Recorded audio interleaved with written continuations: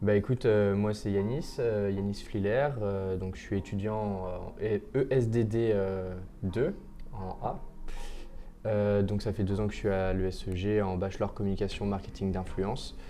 Et moi mon projet c'est la photographie, ça fait 2 ans que je me suis lancé à mon compte en tant que photographe. Et j'aimerais en faire mon métier à la fin de mes études ou d'ici quelques années vraiment en faire mon métier où je peux en vivre totalement. Ça t'est venu comment cette idée de faire de la photographie? Est-ce que c'est un truc récent ou ça date d'il y a plusieurs années déjà? Non, ça fait 2 ans à peu près. J'étais avec un de mes meilleurs potes, on sortait des Galeries Lafayette et on réfléchissait un petit peu à qu'est-ce que je pouvais faire après, un peu comme je pense tous les étudiants se posent la question, qu'est-ce que je vais faire en fait après mes études. Et on sortait des Galeries Lafayette et là il me dit pourquoi tu te lancerais pas dans la photographie, t'aimes bien prendre des photos avec ton téléphone, etc. Pourquoi tu t'achèterais pas un appareil photo et tu testerais. Donc ça m'a trotté pendant 2-3 mois, c'était avant l'été. Donc après j'ai commencé à créer un compte Instagram et faire des photos avec seulement mon iPhone parce que je n'avais pas le budget pour acheter un appareil photo. Et 2-3 mois après, courant septembre, donc là on est courant de 2025, donc ça devait être 2022. Septembre 2022, j'ai acheté mon premier appareil photo et là je me suis lancé. J'ai envoyé des messages à mes amis, à des gens de ma classe s'ils voulaient faire des shootings photos et j'ai commencé à faire des photos un peu comme ça. Aujourd'hui, du coup, ça fait 2 ans que t'es là-dedans. Est-ce qu'il y a un projet en particulier où t'es fier au niveau de la photographie? Un projet où je suis fier ou plutôt un projet qui m'a marqué, ça a été, j'ai pu faire des photos pour la Star Academy. Donc ça en fait ça a été du bouche à oreille total. Parce qu'en fait Julien Lieb ou Lieb, je sais pas comment on prononce son nom de famille, et voilà. Mais en gros cette personne je le connaissais parce que j'avais travaillé au McDo il y a quelques années auparavant quand j'étais en BTS. On s'est rencontrés au McDo et moi je savais pas du tout qu'il faisait la Star Academy parce qu'après on s'était perdu de vue, etc. Et en fait j'ai su il était demi-finaliste de la Starac, machin, après il était en tournée. Et donc j'ai contacté cette personne, Julien, et j'ai contacté mon ancien manager de McDo qui était devenu en fait son community manager. Voilà. Donc en fait le relationnel a fait que je me suis retrouvé du jour au lendemain là et voilà, du coup j'ai eu les 2 accréditations pour les 2 concerts de la Star Academy à Rennes, mais c'était pas des simples accréditations parce que j'ai pu participer en fait pendant 6 heures. J'étais avec les artistes, donc avec Pierre Garnier et tous les autres. J'étais dans les loges avec eux, j'ai mangé avec eux pendant 6 heures. J'ai vécu la vie d'une star en fait, je les ai accompagnés et c'était vraiment incroyable parce que je me rappelle quand c'était fini vers 22 h, 23 h, quand le concert était fini, je ressortais de là et en fait je me dis putain ça y est, je retourne à ma vie quoi. Genre là pendant 6 heures j'avais une vie de star, il y avait du public, des fans, moi j'étais avec eux, genre j'avais l'impression que les gens ils venaient pour moi alors que pas du tout. Mais ouais, et en fait après on se prend une claque et donc ça fait partie des meilleurs moments que j'ai vécu du coup l'année dernière en 2024. C'était vraiment un tremplin et ouais non c'était vraiment incroyable. Voilà. C'est quand même fou de te dire ça part genre j'imagine, job étudiant ou job Ouais c'est d'été, ça, tu vois. ouais, je travaillais au McDo, j'ai fait mon BTS là-bas, je l'ai rencontré, on a fait des nuits ensemble. Et en fait, voilà, on se connaissait, mais un peu sans plus, mais c'est là où le relationnel en fait est hyper important parce que demain il y a des gens, ils vont percer dans des métiers ou autres et en fait on les connaissait. Et derrière, il suffit de leur envoyer un message, ça passe ou ça casse, mais voilà, les choses ont fait que voilà, je me suis retrouvé là-dedans. Et derrière, après en plus, c'était au Liberté, j'ai rencontré la social media manager du Liberté. Et derrière, grâce à cette personne, j'ai eu l'occasion derrière de faire plusieurs dates de septembre à décembre 2024, là-bas où j'avais fait Eva Queen, Ouais Renoir, Kershak, etc. Est-ce que ton projet il te sert dans tes études? Genre aujourd'hui t'es en com. Est-ce que toi ça t'a permis sur des projets d'avoir déjà un aspect déjà de comment est-ce que je gère mon projet genre à côté des études? Tu veux dire ce que je vois à l'école, est-ce que ça me sert sur mon projet? Ouais, et inversement. Alors ce que je vois à l'école, oui et non, parce qu'il y a des choses que je ne vais pas forcément utiliser, mais d'autres qui vont me servir par la suite. Après, c'est vrai que tout ce qui est l'aspect réseaux sociaux, en tant que nous jeunes, on connaît, on est né avec les réseaux sociaux, donc on a déjà une bonne base. Mais en fait, on apprend aussi on apprend des aspects plus techniques, des choses qu'on ne verrait pas forcément nous de notre façon. Donc forcément, on a un aspect, on voit autrement avec ce qu'on apprend à l'école. Après, tout ce qui va être la création de sites internet, etc., oui, ça me sert. Parce que là, je suis en train, pareil, hein, comme tu me disais avant, j'essaye de créer un site internet où je vais pouvoir faire un portfolio, justement, pour me mettre en avant sur internet. Parce qu'aujourd'hui, j'ai un petit portfolio très classique que j'envoie par mail, mais j'ai pas forcément de site internet où les clients peuvent venir me contacter. Donc ça, je suis en train de le faire. Mais donc ça, c'est l'aspect théorique qu'on apprend à l'école et qui va pouvoir nous aider.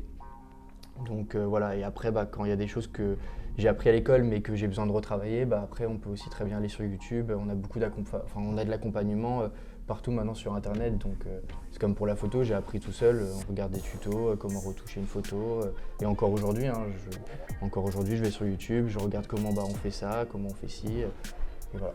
Donc au final, ouais, tu te formes tout autant en autodidacte que... Ouais, c'est ça, j'apprends à l'école, mais j'apprends aussi beaucoup personnellement avec mon expérience et par moi-même. C'est quoi l'importance de ton entourage dans ce genre de projet? L'importance de mon entourage. Est-ce qu'ils sont présents pour toi? Est-ce que tu sens que ça t'apporte vraiment quelque chose derrière leur soutien? Est-ce qu'ils te soutiennent déjà? Oui et non. Au début, mes parents, c'était compliqué parce que ils comprenaient pas forcément pourquoi je travaillais gratuitement. Sauf que tout ce qui est photo, vidéo, dès qu'on se lance en freelance, en fait, on est obligé de bosser gratuitement au début pour déjà se faire connaître, montrer ses services et acquérir de l'expérience. C'est pas on sort de l'école, on se lance en freelance et on va gagner 3 000 € par mois, c'est pas possible. Donc forcément, peut-être pendant 2 ans, on va peut-être rien gagner du tout, mais on va se créer un portfolio et un portefeuille client aussi. Donc ça, mes parents, ils ont du mal à le comprendre au début, c'était compliqué. Ma mère justement me disait mais il faut que tu fasses payer, sauf que au début, il y a 2 ans, j'ai voulu faire payer, donc j'ai proposé juste 20 € et je me faisais refuser. Les gens me disaient ah non j'ai pas d'argent ou non je suis pas intéressé, mais parce que j'avais jamais vraiment fait de photos, c'était pas vendeur et les gens ils ont pas envie de mettre 20 € sans savoir où ça va aller. Et donc derrière j'ai travaillé gratuitement, j'ai contacté des influenceurs etc. Et mon portefeuille s'est augmenté et les gens maintenant acceptent de me payer pour ma prestation. Et c'est là aussi où du coup ma mère me soutient plus. Elle m'a toujours soutenu dès le début, elle m'a toujours soutenu. C'est juste qu'elle avait un peu plus de mal à comprendre ça au début. Elle me disait toujours voilà. Mais oui, mes parents me soutiennent, que ce soit ma famille, mon entourage, ma copine, tout le monde me soutient. Donc, est-ce que tu vas avoir d'autres projets que la photo pour la suite ou tu te concentres exclusivement là-dessus? Déjà, tu as dit que tu voulais en faire ton métier par la suite? Ouais, du coup, là, pendant 2 ans, j'ai fait la photo. Là, j'aimerais trouver du temps pour apprendre la vidéo, car c'est important. Après, avec le lab et tout, on n'a pas trop le temps en ce moment. Mais c'est l'objectif de 2025, c'est pouvoir maîtriser un minimum la vidéo pour pouvoir proposer ça aux entreprises. Parce que c'est important, c'est un combo. Si on fait de la photo, on sait faire de la vidéo.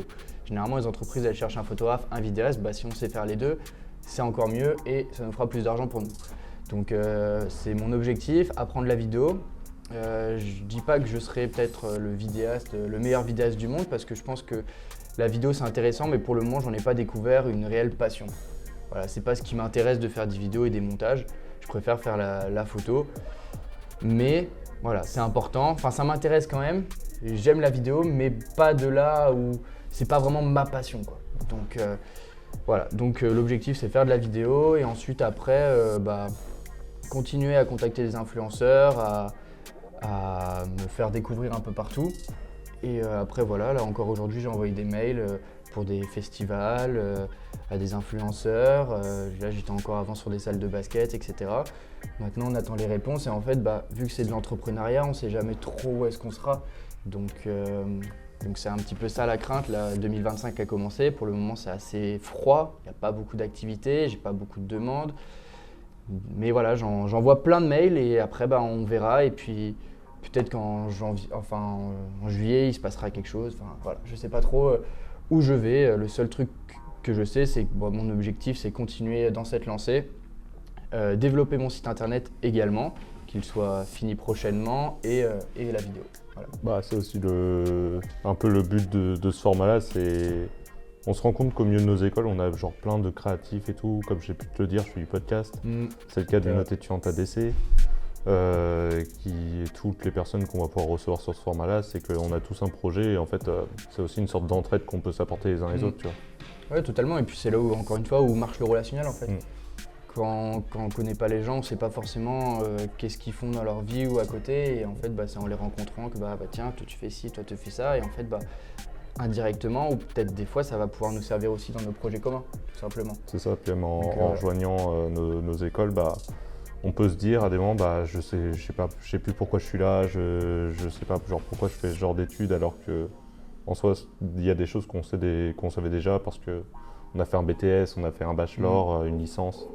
Et en fait, ce qu'on se crée vraiment ici, c'est le réseau, quoi. C'est tous les étudiants qu'on va voir à ESG, ESAR, Digital Campus, ça va être eux qui derrière vont se dire quelqu'un qui travaille dans une grande entreprise plus tard, il remettra ton visage parce qu'il a fait même des études en même temps que toi et tout. Il sait comment tu travailles parce que tu as été dans sa classe et tout. Enfin, c'est super important. Qu'est-ce que tu donnerais comme conseil à un étudiant qui veut lancer son projet? Pas forcément photo, même en dehors s'il veut se lancer en freelance. Et déjà, faut de la motivation. En vrai, je pense que c'est pas fait pour tout le monde l'entrepreneuriat. Il n'y a pas tous les profils qui sont adaptés à ça. Parce que c'est un environnement où il y aura des hauts et des bas. On ne sait pas vers où est-ce qu'on va. Il y a des matins où on va se réveiller sans savoir si on va gagner de l'argent aujourd'hui. Il y aura des mois où on fera rien. Moi aujourd'hui je suis dans l'entrepreneuriat, mais je ne suis pas dans l'entrepreneuriat à 100% parce qu'aujourd'hui j'ai mon alternance, j'ai encore ma vie étudiante. C'est un peu un troisième job. Demain, si je me lance à 100%, je vais vraiment connaître les métiers de l'entrepreneuriat et je pense que je vais en souffrir un peu au début. Mais c'est comme tout en fait, les premiers mois sont très compliqués. Généralement, mais des fois, il y en a où ils peuvent arriver en entrepreneuriat et exploser d'un coup. Mais généralement, quand on se lance, c'est toujours compliqué. Mais il faut s'accrocher.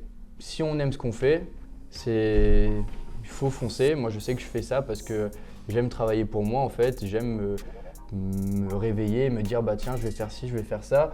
Et pas forcément me lever tous les jours pour un peu faire la même chose ou être entre guillemets dirigé. Donc les conseils que je peux donner, c'est si vous avez envie, si vous êtes motivé, foncez. On a tout aujourd'hui pour réussir, même si c'est compliqué. Les trucs de l'État, ça donne pas envie. On est dans un pays où on a beaucoup d'aides, mais aussi où c'est compliqué de se lancer en entrepreneuriat. On veut créer un statut d'entreprise, on en a pour 3 mois parce qu'on a des papiers énormes à remplir. Des fois, c'est hyper compliqué. Ça peut être très démotivant, franchement, mais ça, il faut s'accrocher. Vous regardez avec vos parents, mais il faut s'accrocher. C'est les parties compliquées de l'entrepreneuriat, toute la paperasse, etc. Mais une fois que c'est fait, une fois que vous avez votre statut, vous avez juste à aller dans la rue, aller contacter des gens. Et puis voilà, amusez-vous.